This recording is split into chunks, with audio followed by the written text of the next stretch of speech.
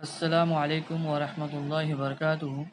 Dear students, I am Sayyid Muzammil sir, Assistant Teacher of Al Mahmood International High School, Akula. How are you students? I hope you are very well. So today we are starting new lesson number 3. Lesson name is हरकत. आप screen पर देख सकते हैं आज का जो सबक है नया लेसन है। अभी तक हमने लेसन नंबर 1, लेसन नंबर 2 ख़त्म किए हैं और आई होप आपने उसके क्वेश्चन आंसर अपनी नोटबुक में कॉपी में लिखा होगा। लेसन का नाम हरकत। अब हरकत किसे कहते हैं ये समझना बहुत ज़रूरी है। देखिए, हरकत उसे कहते हैं जिसे हरकत से हम समझ जाते हैं कि हिलना जुलना, ठीक है। ये आम ज़बान में हम इस्तेमाल में लेते हैं, लेकिन जब हम हुर्फ को अगर ये हरकत लगाते हैं तो हरकत लगाने पर उस हुर्फ की आवाज़ बदल जाती है। जैसे कि यहाँ हरकत क्या है, यहाँ दिया गया है ज़बर, ज़ेर और पेश। आप यहाँ गौर से देखें, समझें, इस वीडियो को बार बार देखना रहेगा, तब जाकर आपको हरकत समझेगा। अभी तक हमने हुर्फ़ तहज्जी के कितने हुर्फ हैं तरतीबवार ये देखे हैं और आई होप आपने उसको अच्छी तरीके से लर्न भी किया होगा, याद भी किया होगा, ठीक है। अब जो सिस्टमेटिक हम आगे बढ़ रहे हैं, अब है आपका लेसन हरकत। हरकत में क्या होता है, उसमें ज़बर, ज़ेर एंड पेश, यहाँ उसका नाम दिया गया है और वो क्या होते हैं आप यहाँ स्क्रीन पे देख सकते हैं कि ज़बर किसे कहते हैं, ज़ेर किसे कहते हैं और पेश किसे कहते हैं।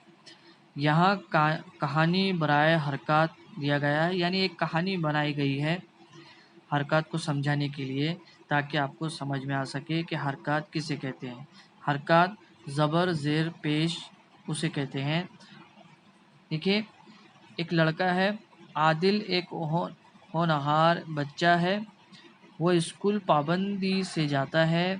उसकी क्लास की उस्तानी ने सबसे पहले अल्लाह की तारीफ़ बयान की, यानी उसकी क्लास की जो उस्तानी है उसने सबसे पहले अल्लाह की तारीफ़ बयान की। तुलबा ने गौर से सुना। उसके बाद उस्तानी ने बच्चों को एक बोर्ड पर ज़बर, ज़ेर, पेश किए इस्तेमाल का तरीका बताया और उसकी मश्क कराई। अलीफ से ये तक, यानी बड़ी ये तक हुर्फ के तहज्जी पर हरकत लगाकर उन्हें तलफ़्फ़ुज़ की अदायगी सिखाई। आदिल ने बड़ी तवज्जो से उस्तानी की हिदायत सुनी और घर आकर ज़बर, ज़ेर और पेश की मश्क की और बड़ी दिलचस्पी के साथ सबक याद किया। यहाँ पर एक बात समझना है बच्चों कि देखिए, आदिल ने टीचर की बात, सर की बात, उस्तानी की बात सुनकर क्या किया, बड़ी दिलचस्पी के साथ सबक याद किया।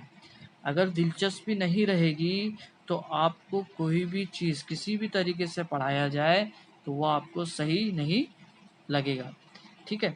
कुछ बच्चों का, कुछ पेरेंट्स का ये सोचना है कि ऑनलाइन पढ़ाई से कुछ नहीं होता है, लेकिन देखा ये जाता है कि आपके अंदर दिलचस्पी कितनी है, ठीक है। अगर आपके अंदर तड़प, लगन जितनी ज़्यादा होगी तो आप पढ़ाई में उतने ही ज़्यादा आगे जा सकते हैं, ठीक है। तो देखिए, जिस तरीके से आदिल ने अपनी क्लास में सारी बातें सुनी, फिर उसके बाद उस पर अमल किया, तो उसे सबक याद हो गया, उसे ज़्यादा मेहनत करने की ज़रूरत नहीं रही। तो इसी ताल्लुक़ से मैं आपको एक बात बताना चाहता हूँ कि आप सभी बच्चे आप अच्छी तरीके से मेहनत करें। अगर कोई चीज़ समझ में ना आ रही है तो आप पर्सनली सब्जेक्ट टीचर से कांटेक्ट करें और आप वो चीज़ें समझ सकते हैं, ठीक है। हमें हर चीज़ का मसले का हल निकालना है, मसले में उलझना नहीं है। इसलिए आज का जो सबक है हरकत, इसे दिलचस्पी लेकर आपको समझना रहेगा। अगर आप इंटरेस्ट नहीं लोगे, अगर आपके अंदर कॉन्फिडेंस नहीं रहेगा, आप हर वक्त बहाने बनाओगे और हर वक्त ये सोचोगे अरे ये समझ में नहीं आया है, तो पहले तो जिस तरीके से आपको पढ़ाया जा रहा है पहले वो समझिए। फिर भी आपको नहीं समझता है तो पर्सनली आप सर को कॉल कर सकते हैं और जो चीज़ नहीं समझ में आई है तो आप उनसे पूछ सकते हैं, आपका प्रॉब्लम सॉल्व हो जाएगा इंशाल्लाह, ठीक है। नेक्स्ट बढ़ते हैं आगे बच्चों, ठीक है। अब देखिए, जिस तरीके से आदिल को बताया गया था کہ حروف تہجی الف سے لے کے بڑی یا تک وہ زبر زیر لگا کر اسے بتایا گیا ہے کہ کس طریقے سے حرکات عمل میں آتے ہیں۔ اب جیسے یہاں پر حرکات کیا ہے، زبر، سب سے پہلے زبر استعمال کیا گیا، آپ اوپر کے ہیڈنگ پہ دیکھ سکتے ہیں، ٹھیک ہے۔ یہاں پہ آپ دیکھیے زبر کسے کہتے ہیں، تو ہم تھوڑا اس کو سمجھانے کے لیے آپ کو اچھی طریقے سے بتاتے ہیں۔ یہ ہے زبر کی ہیڈنگ۔